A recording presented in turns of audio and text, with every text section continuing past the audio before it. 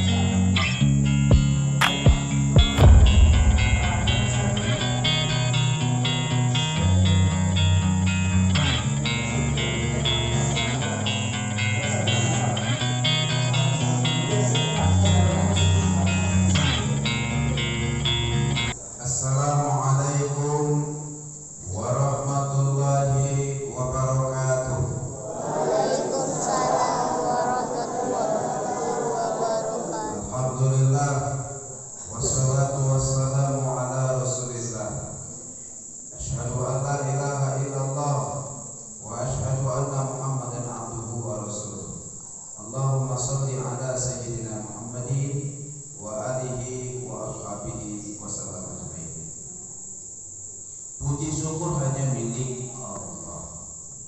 Salawat salam buat pribadi yang mulia, kekasih hati kita, baginda Rasulullah Sallallahu Alaihi Wasallam.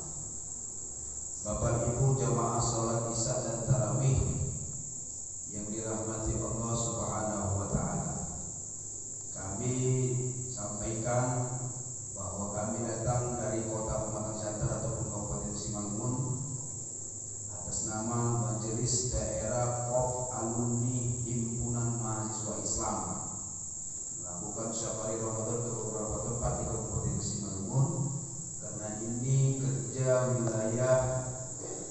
wilayah kerjanya adalah Kabupaten Simalungun, maka salah satu yang terpilih adalah Nagori Raya Bayu Kabupaten Simalungun. Kami tidak ada membawa kepentingan politik apapun di sini, tidak ada. Murni hanya melakukan kunjungan safari Ramadan, bertemu dengan masyarakat Muslim Nagori Raya Bayu. Nah, itu aja. Jadi ini malam keberapa? Kalau kelima masuk ke 16. Malam ke-15. Udah babak pertengahan Ramadan. Ingin disampaikan, pertama Ramadan ini kalau untuk kalangan awam, baik dia Islam maupun tidak Islam, baik dia orang berpendidikan maupun tidak berpendidikan, itu disebut itu kalangan awam yang tidak tersentuh dia status sosial apapun, awam itu disebut. Ramadan ini adalah satu bulan yang dianggap sama oleh orang awam dengan bulan-bulan lain. Itu dulu kalangan awam begitu ilmunya, Pak. Ramadan itu bulan orang Arab gitu. Ada yang bilang Ramadan itu bulan Hijriah. Ada yang bilang Ramadan itu bulan ya kayak mana Januari, Februari, Maret kayak gitu. Itu tingkatan awal. Kemudian di bulan Ramadan banyak orang yang berpuasa.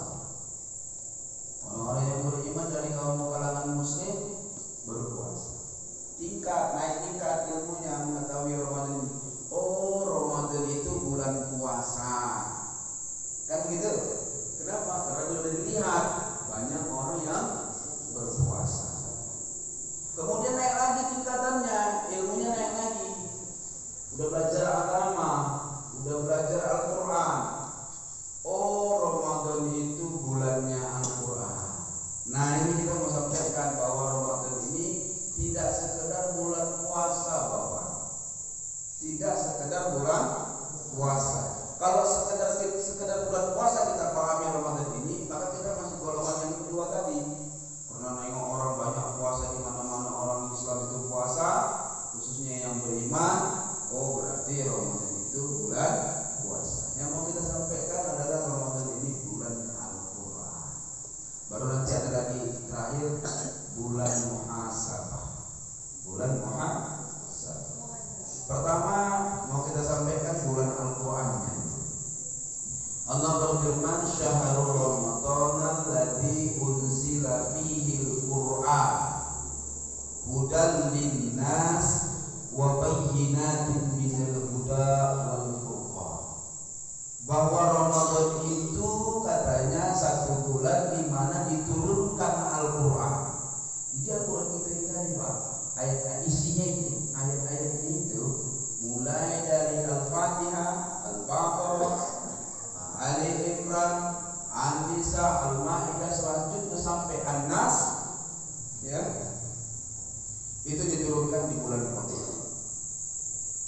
Menurut keterangan ahli-ahli tafsir, diturunkan dan disampaikan kepada baginda Nabi melalui Jibril secara berangsur-angsur. Pertama disampaikan di bulan Ramadan, kemudian di bulan-bulan lain, selama 22 tahun lebih. Selama 22 tahun lebih. Karena baginda Nabi itu lebih dari 22 tahun menjadi Rasulullah. Ya. Hampir 23 tahun.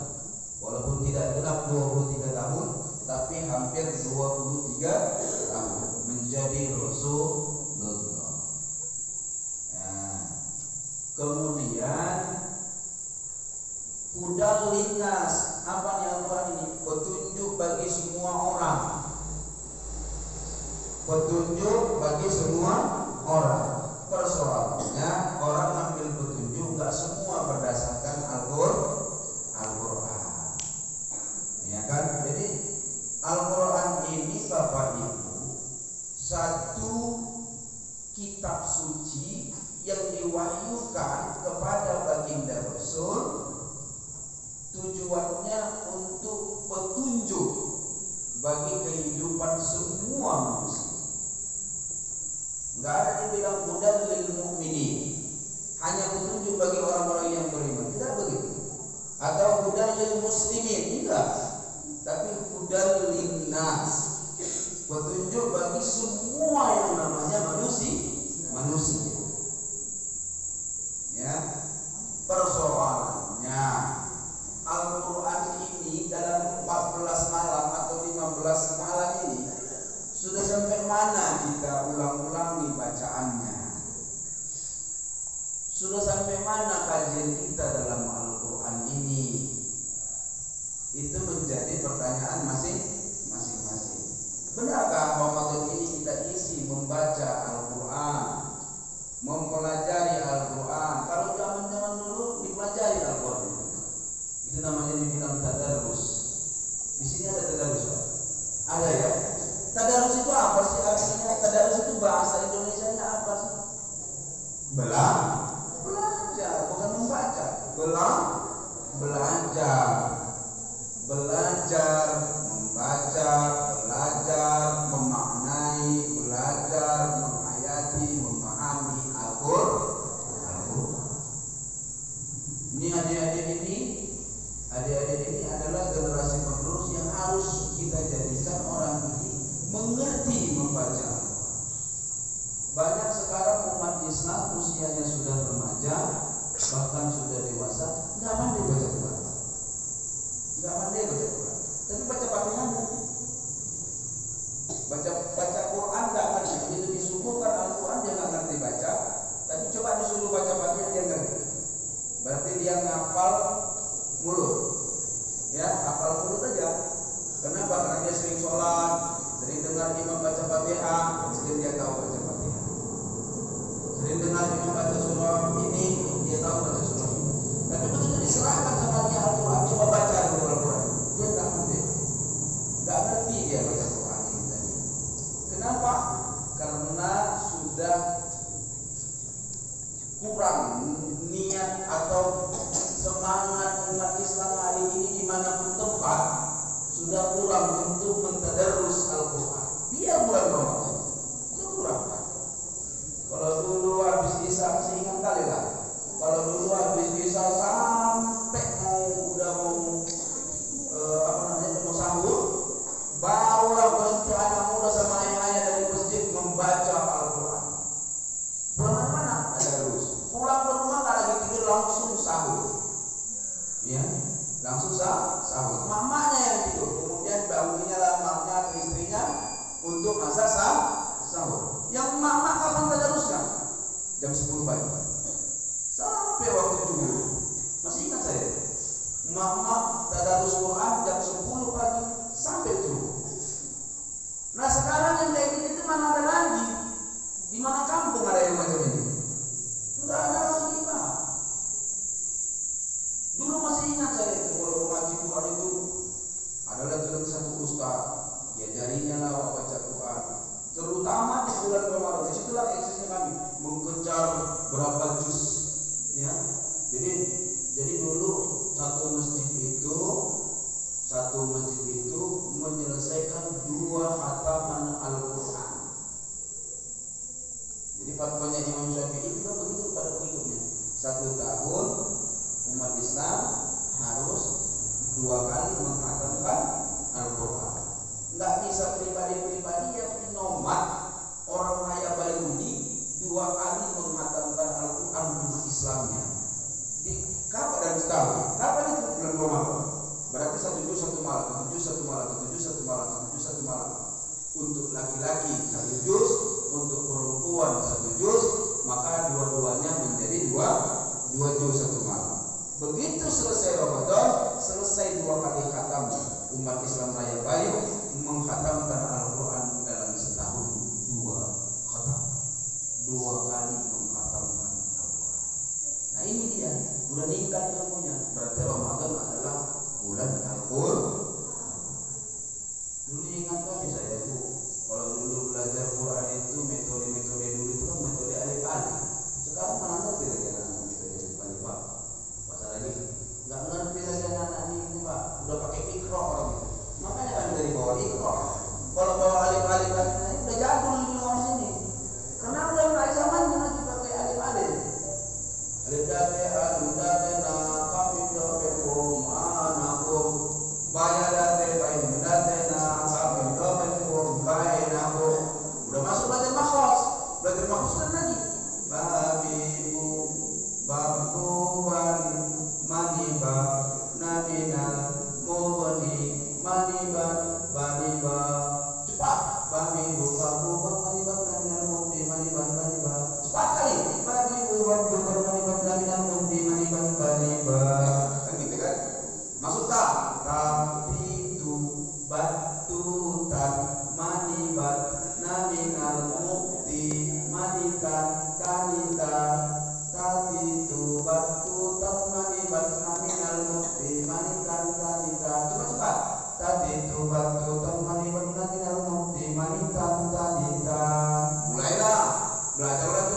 kiai, ya kan? Itu belajar makhrajnya. Dulu kan belajar itu lama, Pak. Untuk apa? Untuk supaya logat Simalungun pindah ke Arab, logat Jawa pindah ke Arab, logat Mandailing pindah ke Arab, logat Tionghoa pindah ke Arab. Supaya apa? Supaya bisa dibaca Al-Quran itu sesuai metode orang Arab membaca Al-Quran. Ini anak-anak ini mesti tahu ini.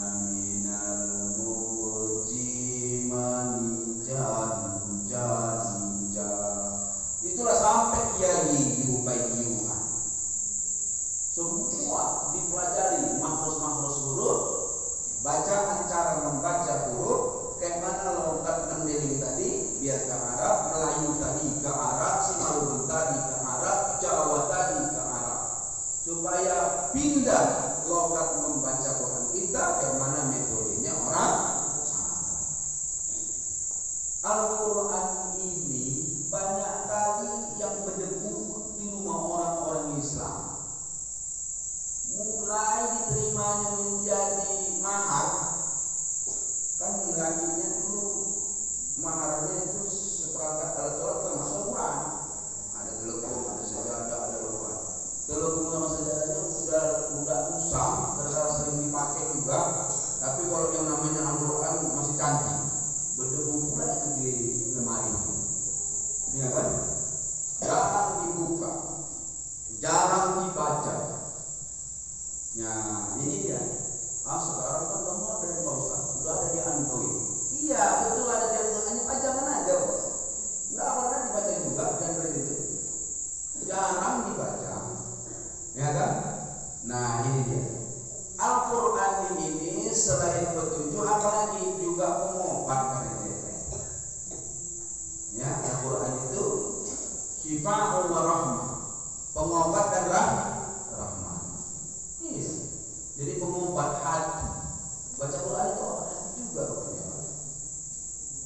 Nggak usah kan baca Quran, dengarkan baca Quran aja obat hati. Dengarkan baca Quran aja berpahala. Idza quri'al Quran, dan apabila dibacakan Al-Quran, fastami'u lahu, maka dengarkanlah olehnya. Maka dengarkanlah yang membaca Al-Quran itu. Wa amsitu, simak baik-baik, simak kalian baik-baik. La'allakum turhamun, biar kalian mendapat rahmat. Ustaz, aku tak pandai baca Quran. Mau belajar ada gurunya. Nanti kalau ada gurunya pun kurang pandai juga. Kayak mana lagunya? Ada nggak di situ yang pandai baca Quran? Ada. Mau nggak dia baca Quran? Mau. Ada nggak orang tadarus di situ? Ada. Mau nggak orang itu didengarkan bacaannya? Mau. Ya udah, itu di sampingnya aja dengarkan orang itu baca Quran. Sudah ambil pahala itu di sini. Tapi kalau bisa belajar pulang, panggil dulu, ya kan? Hidupkan. Walaupun kita di kalangan minoritas, kan nggak ada masalah kalau belajar di kalangan minoritas. Bukan ada yang mayoritas itu melarang kan? Nggak ada. Dibiarkan mereka ibadah kita kan? Bebas kita beribadah kan? Ya udah, apalagi kita harus tahu diri kita. Artinya kita berpacu bagaimana kita lebih mengerti tentang agama kita walaupun kita di kalangan minoritas. Pengaruh itu. Malah kadang-kadang di minoritas ini ya semangatnya yang lebih tinggi ketimbang kita dalam mayoritas. Seperti itu. Kemudian apalagi Quran Ramadan itu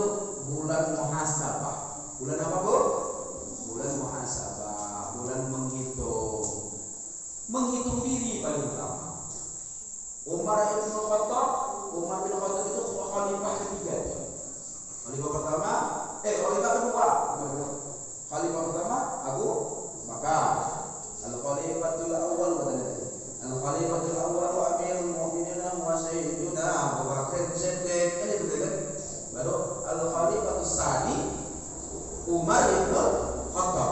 Khalifah kedua ini pernah menyampaikan, hasibu qabla an tuhasab. Hitung-hitungnya masing-masing sebelum kalian nanti dihitung. Kita harus hitung, Pak. Kita harus hitung ibadah yang kita kerjakan, nikmat yang kita dapat. Ini nanti sampai nanti kepada poin pentingnya adalah berbagi. Pak, Bapak apa profesi? Saya pedagang, Ustaz. Udah dihitung nggak datanya dalam setahun ini? Sudah, Ustaz. Untungnya dipotong hutang bisnis, bukan hutang kereta, dipotong hutang bisnis. Karena kadang-kadang dalam menjalankan bisnis itu kan berhutang. Kemudian dipotong dengan itu, labanya ada nggak setara 85 gram emas dalam setahun ini, Bapak atau Ibu? Ada, Ustaz. Keluarkan 2,5%. Oh, saya bukan pedagang, Ustaz, tapi saya petani. Petani apa? Petani kopi. Oh, kalau petani kopi, ada nggak labanya setara dengan 85% emas? Ada, Ustaz. Keluarkan 2,5%. Oh, tapi petaninya petani padi. Oh, kalau petani padi beda lagi. Nah, kalau petani padi ada nggak untungnya dalam setahun hasilnya 120 kali padi? Ada, Ustaz. Keluarkan 12 kali 10%. Enggak 2,5%, 10%. Oh, tapi aku bayar sewa, Ustaz. Bayar upah semuanya 5%. 5%. Udah dikeluarkan enggak? Bingung kan Ustaz, mau kemana dikeluarkan? Nah, ini mau disampaikan, Pak. Nanti kalau ada di Raya Bayu ini dimandatkan seorang amil, masa tugasnya bukan seminggu 2 minggu. Masa tugasnya bukan sebulan 2 bulan. Dan kerjanya bukan hanya mengumpulkan zakat fitrah doang, tapi zakat mal, zakat harta. Minimal masa tugas amil ini, Pak, minimal, ingat minimal. Beda minimal, beda maksimal. Minimal 1 tahun. 1 haul. Kalau dimandatkan dia tanggal 8 Ramadan 1443, maka minimal berakhir masa jabatan amil ini 8 Ramadan 1444 Hijriah, tahun depan. Nah, amil ini harus tetap ada. Sekarang Baitul Mal tidak diciptakan di setiap kampung. Nggak ada lagi gudang tempat penyimpanan gaya. Udah modern sekarang, pakai rekening. Ya udah, nggak apa-apa, pakai rekening. Buka rekening amil. Siapa ketua amil, siapa bendahara, pergi ke Bank Sumut. Buka rekening. Saya mau membuka rekening. Rekening apa? Rekening amil. Amil apa ini? Amil zakat Nagori Raya Bayu. Udah. Berangkat ketua, berangkat bendahara amil. Berangkat ketua amil, berangkat bendahara amil. Nah, ini masa tugasnya 1 tahun. Jadi kalau ada di sini profesinya yang saya bilang tadi, minta zakat dari mereka dalam setahun. Kalau mereka nggak kasih, itu lain cerita ya, Pak. Kita sudah minta. Diperuntukkan kemana ini? Ingat, tengok surah At-Taubah ayat 60, lil fuqara, lil masakin, ibnu sabil, sabilillah, amin, sama. Ya, itu harus ada dan terbentuk di nagori kita ini.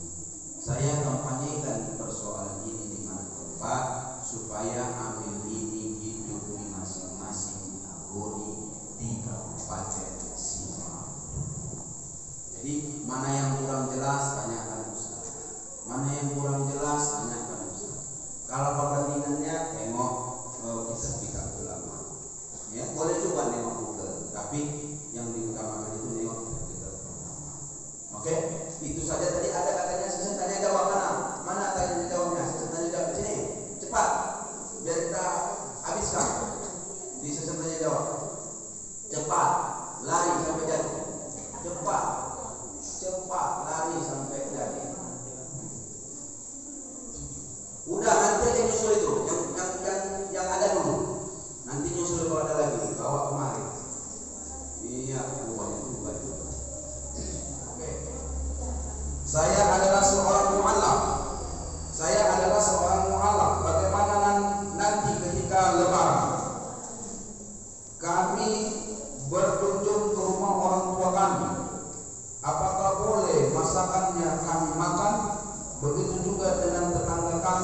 yang non muslim. Mohon penjelasannya. Mu'allaq artinya dari non muslim menuju muslim, tapi keluarga masih non muslim. Kemudian lebaran nanti kami akan mengunjungi mereka. Bagaimana kami makan makanan mereka? Begini, dengarkan. Memakan makanan non muslim boleh selama makanan itu bukan makanan sembelihan. Saya ulang, makanan non muslim boleh dimakan selama makanan tadi bukan makanan sembelihan. Terus bagaimana bejananya? Bejananya itu piring apa ini semacam pernah di bekas masak yang misalnya najis berat seperti anjing dan babi kan gitu kan. Itu kan memang harus dicuci dengan 6 kali cucian, 1 kali dengan air bercampur tanah. Namanya sama kalau kita bahasa Indonesia kan. Bagaimana Ustaz kalau bejananya belum sama? Itu beda cerita. Artinya begini, yang saya fokuskan tadi makan, selama dia tidak sembelihan makan. Selama tidak sembelihan makan. Misalnya masak nasi, makan. Masalah bejana bersihkan. Udah lagi babnya, bab membersihkan bejana. Masa nggak bisa itu cuci piring orang tua ini pakai tanah bercampur tanah sekali, baru siram-siram pakai air dengan kali. Kok repot kali sih itu aja? Ya kan? Yang penting jangan sembelihan. Ya, boleh. Kalau nggak boleh dimakan makanan orang sudah haram semua yang kita makan. Ya, banyak yang makanan kita yang bukan sembelihan tapi masakan orang itu. Roti mari itu bisa kita bahas itu. Roti coklat itu. Apa bisa Bapak jamin yang masak itu orang Islam? Mana bisa Bapak jamin orang Muslim? Boleh, nggak ada masalah. Ya, nggak ada masalah. Jangan putuskan juga hubungan kerabat kepada mereka selama mereka tidak menghina agamamu, tidak mengucilkanmu, dan tidak menghardikmu. Tetap jalin hubungan baik. Tunjukkan akhlak Islam kepada mereka bahwa Islam itu punya budi pekerti yang tinggi. Jadi bukan karena Islam terus memaki-maki Nasrani terus kita datangi, tapi hindari makan makanan sembelihan mereka, itu haram. Suami saya rajin menyuruh saya dan anak beribadah. Suami saya rajin menyuruh saya dan anak beribadah, tapi dia tidak. Suami saya tidak beribadah. Apa hukumnya Pak Ustaz? Nah inilah. Agama ini ibda bin nafsi. Agama ini ibda bin nafsi. Mulai dari diri. Dia berpahala nyuruh ibu melaksanakan ibadah, menyuruh anak melaksanakan ibadah, tapi dia lebih besar dosanya kadang-kadang tak beribadah. Iya kan? Inilah nanti dibilang Allah kabura maqtan indallah an taqulu ma la taf'alun. Besar bencinya, marahnya Allah di mana kamu banyak menyuruh tapi kamu enggak mau buat. Itu macam agennya itu Pak Tertiga. Suaminya itu agen ya. Agen pengawasan. Agen pengawasan kan gitu kan tuh. Jakarta. Orang ke Jakarta dia tetap di pengawasan. Ke masjid. Istri sama anaknya ke masjid, dia tetap di agen itu Pak. Pengawasan itu apa ini? Saya seorang mualaf dan ibu saya masih Kristen, non Muslim, dan sekarang itu saya sudah dan sekarang ibu saya itu meninggal. Saya selaku anak ingin mendoakannya yang meninggal. Apakah doa saya cuma tetap didoakan? Tetap didoakan yang baik-baik. Tapi apakah berterima doa kita ini untuk dia? Itu tidak. Misalnya kita minta, ya Allah selamatkanlah ya Allah ibu itu dari barzahnya, masukkan dia ke surga. Nggak sampai. Kenapa? Nggak sampai lah orang nggak ada beriman. Cuman kita sebagai anak tetap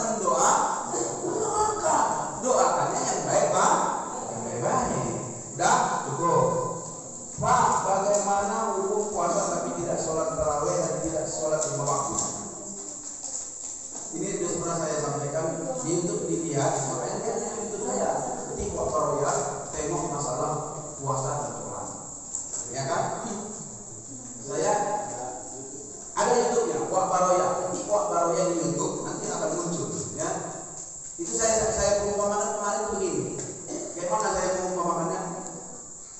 Ini apa namanya? Apa namanya? Hah?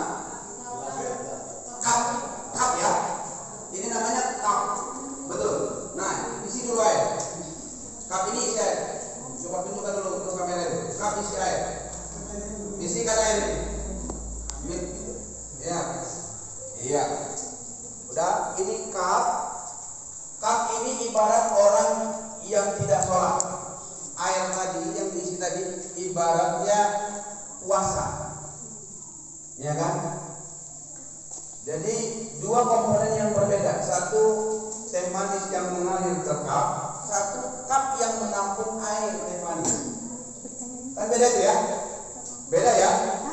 Sholat itu artinya juga mau puasa. Nggak bersinggungan dia sebenarnya. Rukun Islam yang kedua sama rukun Islam yang ketiga atau keempat.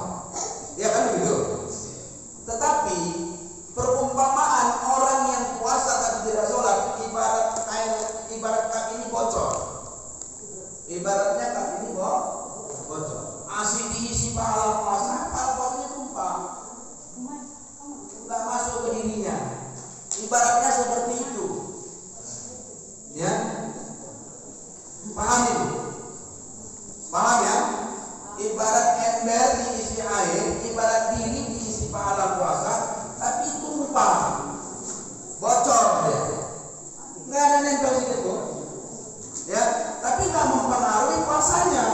Puasanya tetap sah. Kalau ditanya nanti di akhirat apa kalau puasa? Puasa. Nggak kena hukum lagi dia persoalan puasa, tapi dia dihukum persoalan tidak sah. Kata Nabi begini, awwalu ma yuhasabul abdu yaumal qiyamah as-shalah. Pertama sekali dihitung bagi seorang hamba di hari kiamat salatnya. Fa in shalla shalla sa'iru amalu. Kalau baik salatnya, baik dan nanti ngikut dihitung amal yang lainnya. Tapi salat yang baik ini salat yang kayak mana? Salat yang baik ini tanha anil faksa wal munkar. Ngikutin petunjuk Nabi, ngikutin petunjuk guru-guru kita, bukan asal sembarang sholat. Kalau sholatnya belum tanha, belum mencegah dia dari perbuatan keji dan mungkar, berarti sholatnya belum sesuai petunjuk Nabi. Yang diperbaiki itu sholatnya. Kenapa? Dia sholat, tapi korupsi tetap jalan. Ya kan? Mencuri tetap sah. Korupsi itu kan mencuri ya. Mencuri tetap jalan, berarti belum benar sholatnya, berarti sholatnya belum sesuai petunjuk Nabi. Maka dibenerin dulu sholatnya supaya nanti sholatnya tanha fasa wal munkar. Sholat yang tanha fasa wal munkar ini dikira dia sholat. Kalau sudah dikira dia sholat, nanti di akhirat amalan-amalan yang kurang daripada yang lainnya ditutupi oleh sholat ini. Tapi fa'in fasada, wa'in fasada, apabila rusak sholatnya, maka rusaklah sholat. Ini enggak sholat, bukan lagi cerita rusak. Bukan lagi cerita rusak sholatnya. Enggak sholat dia gimana? Rusaklah puasanya tadi. Ikut rusaklah puasanya tadi. Itu maknanya untuk perumpamakan seperti ember bocor atau kali yang bocor. Nah, seperti itu. Lanjut. Saya seorang mualaf, banyak mualaf. Saya ingin mendoakan orang tua saya. Tadi sudah dibalas ya, dijawab ya. Bagaimana cara kita menyikapi orang yang tidak mau bersilaturahmi kepada kita? Sebagai contoh, misalnya si Pulang datang ke rumah si Badu untuk bersilaturahmi, lalu si Badu cuek, nggak dicakapi sebulan. Mohon penjelasan Ustaz. Begini, biasanya orang kalau sudah didatangi, baik. Apalagi dia orang timur, apalagi dia orang baik. Saya yakin itu dia baik. Cuman sekarang persoalannya perkiraan kita dia nggak baik. Nanti kalau udah cantas dia nggak cakapin aku. Udah diponisnya gitu. Nah, diponisnya duluan itu yang masalah. Tapi kalau dia tetap seperti contoh yang ada dalam pertanyaan ini, maka selesailah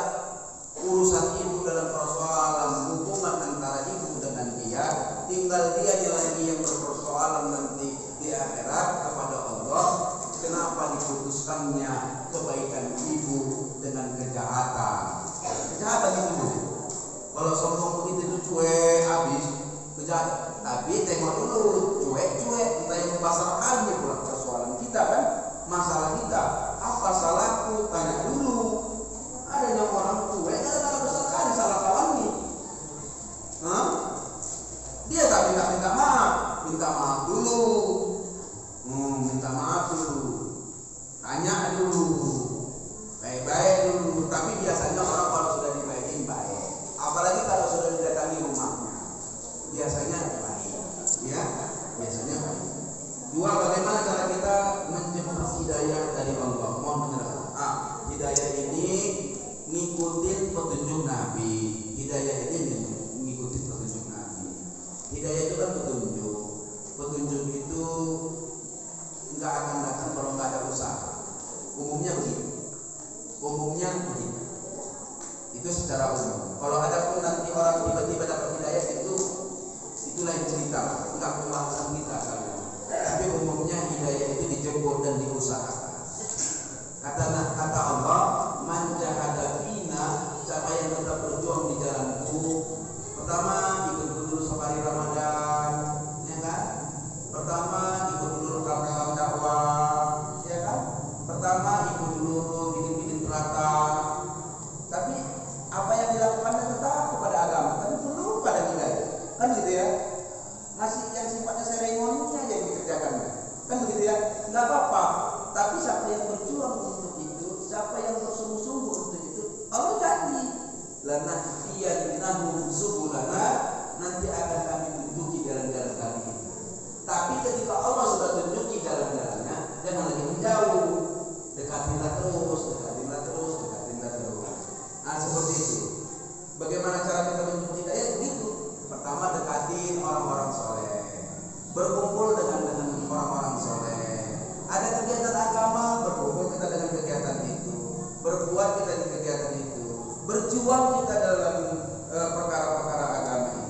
Kalau sudah malas, memang malas jawabannya, capek jawabannya, ya kan? Letih jawabannya memang. Cuman itulah pula perlu usaha melawan hawa nafsu tadi. Karena hawa nafsu tadi kan nggak mau dia capek, mana mau dia capek, mana mau dia letih, ya kan? Nah untuk itu kata Allah janjinya lanahdiyannahum subulana, siapa yang sudah berjuang, berusaha tetap di jalan kami, lanahdiyannahum subulana, kami pastikan kami akan menunjuki jalan-jalan untuknya. Jalan-jalan kami itu akan ditunjukin Allah, kata Allah.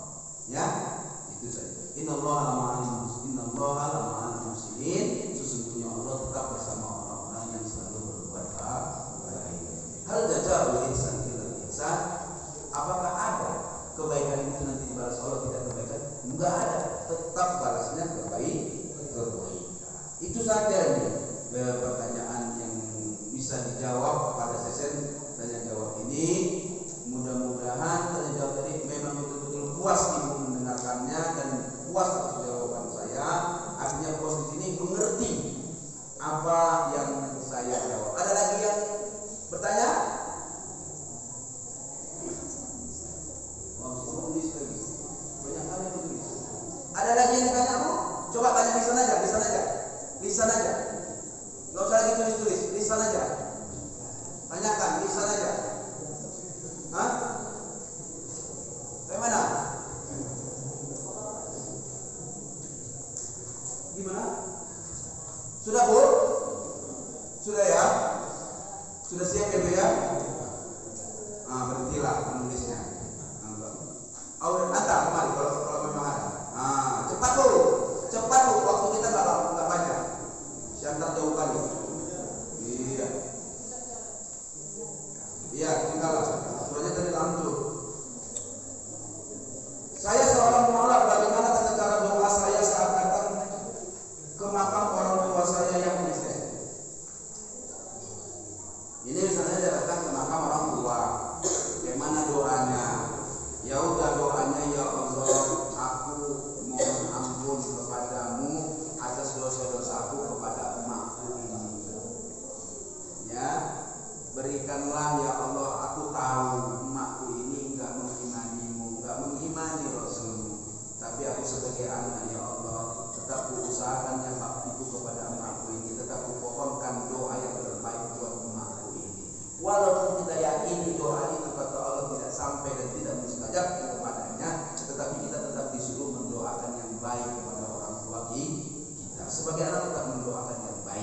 Ya, oke.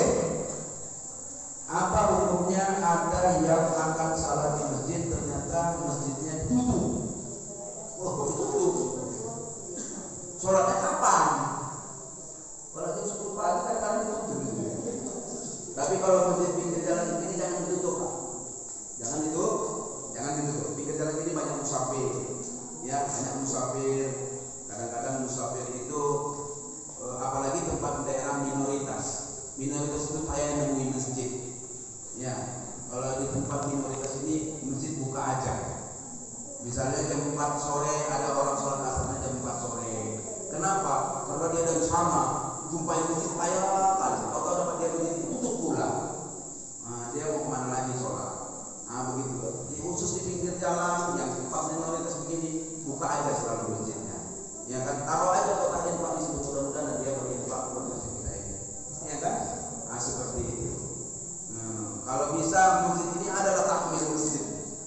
Ada yang mendiami masjid ini imamnya. Panggil anak-anak yang habis Quran itu kenapa menjadi imam masjid? Ya kan, yang habis Quran itu banyak itu.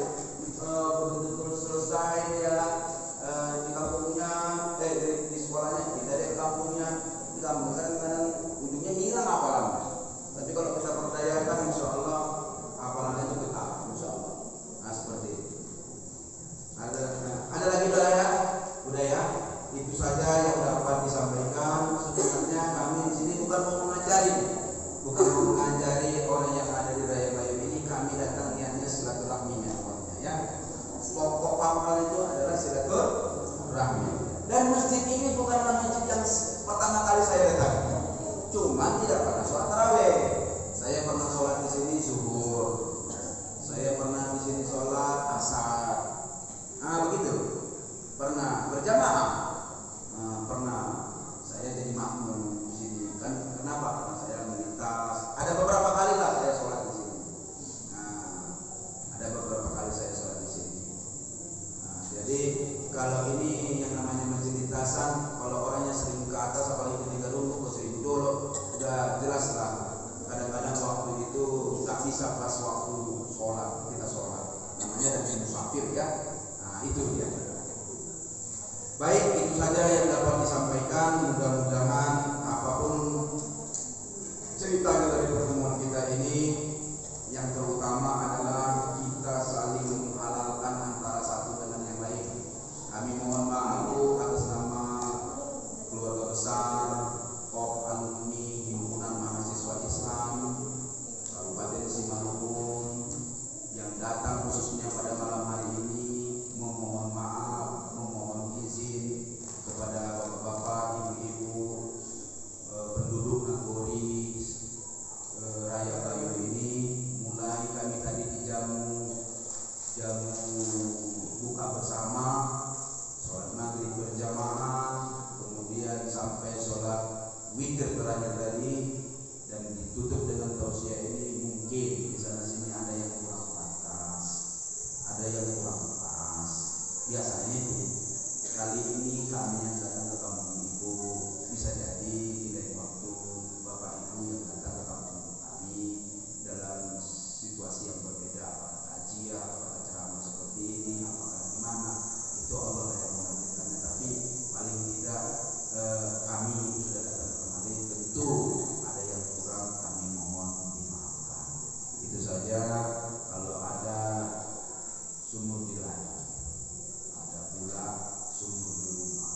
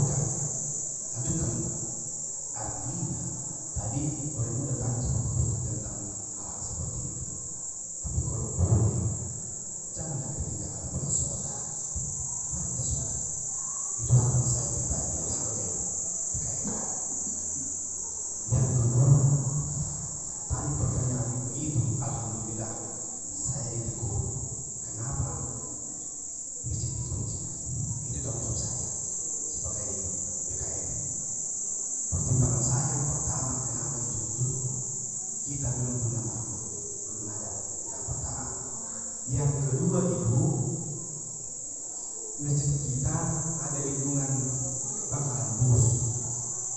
Itu betul. Kenapa? Mereka sering masuk ke kamar mandi. Sering kamar mandi itu jorok. Tidak ada bertanggung jawab. Biasa itu. Kalau udah jorok ada bertanggung jawab. Jadi menghindari itu yang kenapa saya kunci.